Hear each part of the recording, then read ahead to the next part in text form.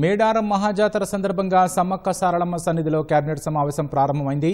చరిత్రలో మొట్టమొదటిసారిగా హైదరాబాద్ బయట కేబినెట్ సమావేశం జరుగుతోంది. ఇందుకు సంబంధించిన మరింత సమాచారం మా ప్రతినిధి నాగేశ్వరాచారి ప్రత్యక్ష ప్రసారం ద్వారా అందిస్తారు.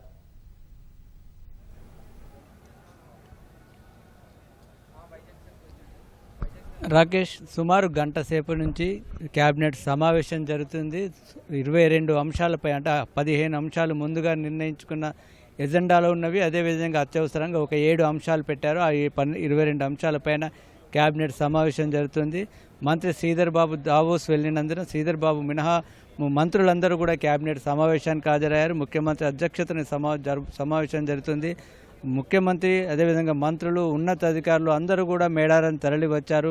ప్రతిసారి హైదరాబాద్లో జరగడం చాలా ఆనవాయితీగా సంప్రదాయంగా వస్తుంది. అయితే మొదటిసారిగా హైదరాబాద్ బయట ఒక మారుమూల గిరిజన ప్రాంతంలో సమ్మక్క సారక్క జాతర జరగనున్న ఈ సన్నిధిలో వేదిక పైన ఈ సమావేశం కేబినెట్ సమావేశం కొనసాగుతుంది.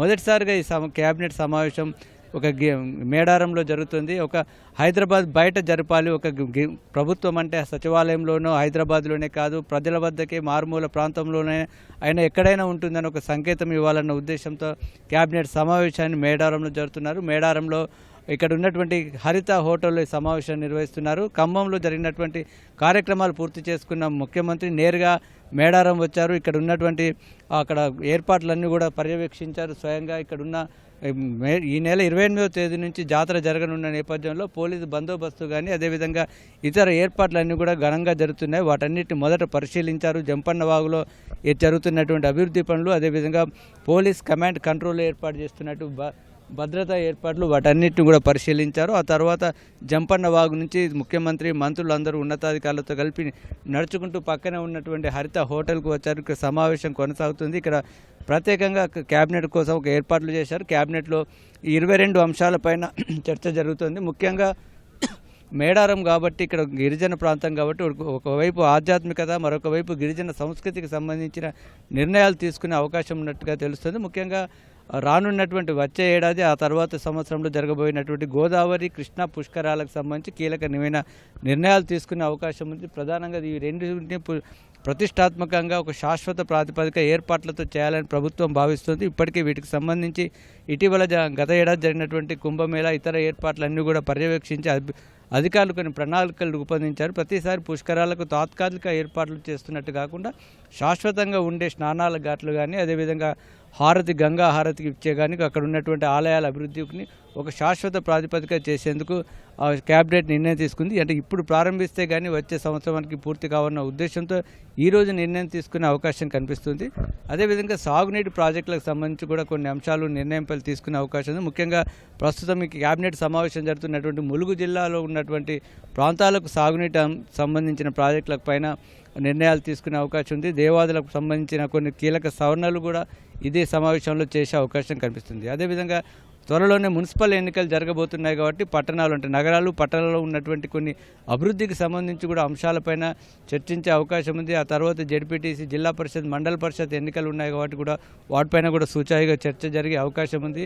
ఆ తర్వాత రైతు భరోసాకు సంబంధించి కూడా ఒక నిర్ణయం తీసుకుంటారని ఒక ప్రచారం జరుగుతుంది. ఎందుకంటే త్వరలోనే ఎన్నికలు ఉన్నాయి కాబట్టి వాటికి సంబంధించి కూడా కీలకమైన నిర్ణయాలు తీసుకునే అవకాశం ఉంది. మొత్తం 22 అంశాల్లో కొన్ని రాటిఫికేషన్లు ఉన్నప్పటికీ కొన్ని కీలకమైన నిర్ణయాలు కూడా ఇందులోనే జరగబోతున్నట్టుగా తెలుస్తుంది. మొత్తం మీద ఈ సమావేశం పూర్తయిన తర్వాత ఇక్కడ సాంస్కృతిక కార్యక్రమాలు కూడా ఏర్పాటు చేశారు. చాలామంది కొన్ని స్వయం సహాయక బృందాలకు సంబంధించిన మహిళలు కూడా వచ్చారు. ఆ సాంస్కృతిక కార్యక్రమాల్లో ముఖ్యమంత్రి మంత్రులు హాజరు కానున్నారు. ఆ తర్వాత మళ్ళీ ఇదే హరిత హోటల్లో ముఖ్యమంత్రి బస చేయనున్నారు. ముఖ్యమంత్రి కుటుంబ సభ్యులు, ముఖ్యమంత్రి సతీమణి, అదేవిధంగా కుమార్తె, అల్లుడు, బనమడు కూడా ఈ మేడారం చేరుకున్నారు. వారంతా కూడా రేపు ఉదయం సమ్మక్క సారళమ్మ సందర్శించి అక్కడ ఉన్నటువంటి కొత్తగా ఏర్పాటు చేస్తున్నటువంటి అభివృద్ధి పనులు సుమారు 250 కోట్లతో మేడారం ప్రాంతంలో అభివృద్ధి పనులు ఏర్పాటు చేశారు.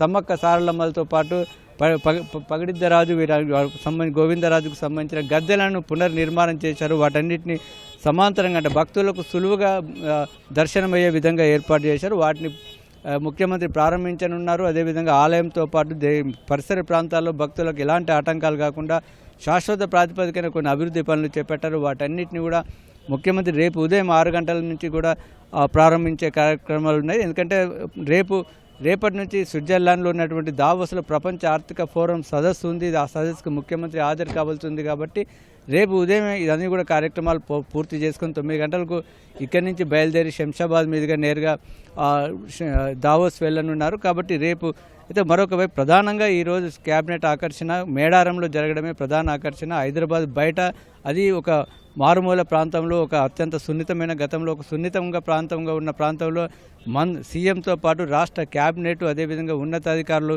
మొత్తం రాష్ట్ర పరిపాలనకు సంబంధించిన కీలక యంత్రాంగం అంతా కూడా ఇక్కడికే చేరుకుంది.